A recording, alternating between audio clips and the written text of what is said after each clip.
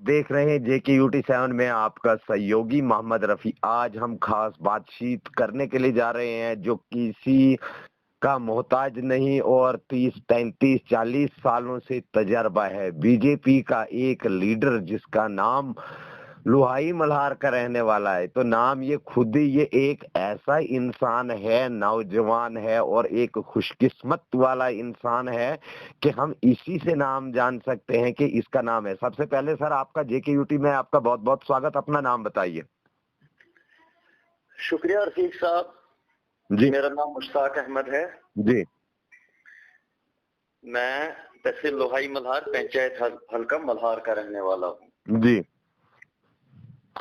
तो मुश्ताक साहब बात करते हैं, आप बीजेपी का 30-35 सालों से आप लीडरशिप में चल रही हैं। बहुत अरसा हो गया आपको सरकार के बीच में, इलाकों के बीच में चलते हुए। तो हम पहले बात करते हैं कि जो कांग्रेस के बहुत जाने माने लीडर जो थे जम्मू कश्मीर के, गुलाम नबी आजाद, उसने इस्तीफा दे दिया। तो उसके साथ बहुत सारे लीडर जो हैं, जो आज के जो कमर है इस पार्टी की कांग्रेस की, वो टूट चुकी है। इसके बारे में आप क्या कहना चाहते हैं?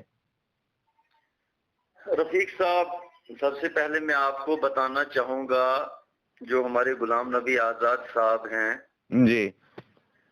शायद जितनी हमारी उम्र है उतना उनका सियासत में जो है उनका सियासी कैरियर है। जी।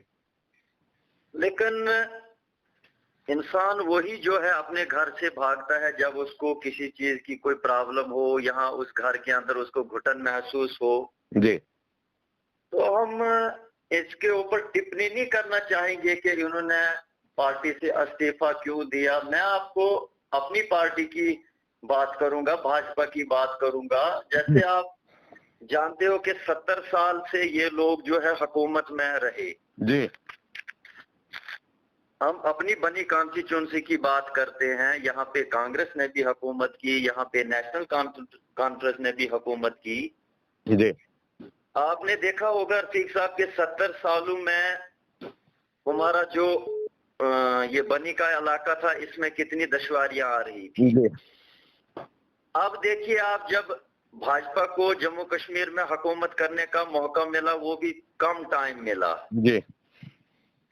तो बदकिस्मती से सरकारें जो है वो पूरा टाइम नहीं चली यहाँ पे।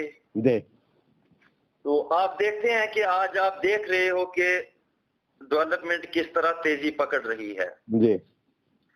अब अपोजिशन वालों को तो बुरा इसमें लगता ही। आप देखिए कि बनी से एक रोड चला था ढग्गर के लिए। जी। तो चलोग एक जगह का नाम है, ये वहां से पीछे रोड कभी बना ही नहीं। जी। आपने देखा भाजपा की सरकार आई, आज वो रोड कहां पहुंचा? ढग्गर पहुंचा। जी। आपने ये भी देखा होगा कि बनी से भंडार का रोड भी जी। लगभग अब वो भंडार पहुंचने वाला है। फिर आप दूसरा देखें जो हमारा रोड टंडी घुट्टू के लिए जा रहा था। जी। हम सुबह 6 बजे बन्नी से भंडार के लिए निकलते थे तो शाम को 6 बजे भंडार में पहुंचते थे। जी। जब हम उन लोगों का हाल देखते थे तो बुरा लगता था कि ये लोग कैसे अपना जिंदगी बसर करते हैं। जी। तो आज देखिए, आज वहां भी रोड पहुंच रहा है, टंडी घुट्टू में भी रोड पहुंच गया, ढग्गर में भी रोड पहुंच गया। अब हम चलते हैं अपने ब्लॉक लोहाई मल्हार की तरफ। जी। तो ये तो आप भी इस चीज को मानते हो कि यहाँ नेशनल कॉन्फ्रेंस का गार्ड हुआ करता था। जी। तो आज की नेशनल कॉन्फ्रेंस वालों ने कभी नहीं सोचा, कांग्रेस वालों ने कभी नहीं सोचा कि इन लोगों को हम जो हैं इनको सड़कें दें, इनको हम जो बुनियादी सहूलियात हैं वो इन लोगों को हम दें। जी। आज देखिए भाजपा के कार्यकाल में आप देख रहे हो कि मछेडी से लेके बदनौता, किंडली, लवा नाठी, आपके लोहाई से होते हुए, मल्हार से होते हुए ये रोड कनेक्ट हो रहा है मनहूण के लिए। जी। जो कि मल्हार ये रोड क्रॉस भी कर गया। जी। तो आप देखते हो कि रोडों का जो है यहाँ पे जाल बिछ गया। तो वो इलाका तब तक कभी तरक्की नहीं करेगा जिस इलाके में रोड नहीं होगा, सड़कें नहीं होंगी। जी। तो अब 70 साल की जो मुश्किलातें थी, जो इन पार्टियों ने लोगों के साथ धोखे किए थे, तो अब भाजपा ने थोड़े से टाइम में उसको मतलब पूरा किया जी। तो रही बात आजाद साहब की, आजाद साहब कांग्रेस में, दिल्ली में आपको पता है वो पूरे हिंदुस्तान के हेल्थ मिनिस्टर रही जी। तो हमारे बनी कॉन्स्टिट्यूंसी के कुछ ऐसे इलाके भी हैं कि अभी जो है पीएचसी सेंटर जो हमारे फर्स्ट एड डिस्पेंसरी है वो अभी कच्चे घरों में जो है फंक्शन कर रही है जी। तो मैं तो नहीं मानता हूं कि उन्होंने कांग्रेस में रह के कुछ किया जी। तो अब मुझे लगता है कि ये पार्टी, दूसरी पार्टी वाले देख रहे हैं कि भाजपा किस तरह से तेजी से काम कर रही है तो कांग्रेस में होके हम कुछ कर नहीं पाए तो मुझे लगता है तो तभी ये पार्टियों से किनारा कशी कर रहे हैं। जी। अब देखो मैं यहाँ पे आपको रोकना चाहता हूँ मुश्ताक साहब, ये जो पुंछ रजौरी के एक रीढ़ की हड्डी माना जाता था जुगल किशोर जी, उसने भी इस्तीफा दे दिया, आजाद साहब ने भी इस्तीफा दे दिया और आज के डेट में जो आपकी पार्टी है, बीजेपी पार्टी जो है ये दावा कर रही है कि जम्मू कश्मीर के अंदर हम 50 प्लस जो सीटें हैं वो निकालेंगे। क्या आपको क्या लगता है कि जो आपकी पार्टी है, कैसे ये लोगों के साथ इनका कोऑपरेट कैसा है, काम इन्होंने कैसा किया और आने वाले वक्त में आपकी जो पार्टी है वो कहां तक पहुंच पाएगी, बताइए ना थोड़ा सा विस्तार से। रफीक साहब आपको मैंने पहले मिसालें दे दी, आप देखते हो कि जम्मू कश्मीर में पहले पंचायत का चुनाव होता था जी। पंच सरपंच जो वो बराए नाम के होते थे जी। आपने देखा भाजपा के कार्यकाल में पंचायत का चुनाव हुआ जी। उसके बाद आप देखते हैं बीडीसी का चुनाव हुआ, टीडीसी का चुनाव हुआ जी। आपने देखा कि बीडीसी के मेंबर भी जीत के आए, डीडीसी के मेंबर भी जीत के आए जी। भाजपा के लिए अपोजिशन के लोग चैलेंज भी करते थे जी। आपने देखा हमारी कॉन्स्टिट्यूंसी से वो जीत के आए जी। जी। उसके बाद लोग खुद देखते हैं कि किस पार्टी को हमने आगे लाना है जी। तो जम्मू कश्मीर की आवाम क्यों ना लाए भाजपा को आगे। मुझे बताएं आप यहाँ पे जो बाकी पार्टियां जो राज करती थी जम्मू कश्मीर के अंदर जी। एक छोटी सी आपको मैं मिसाल दूं कि जो हैंडीकैप्ड हो गया हमारी ओल्ड एज पेंशन ये 150-200 रुपया देते थे जी। आज आप देखिए आप आज वही जो है 1000 हो गई है जी।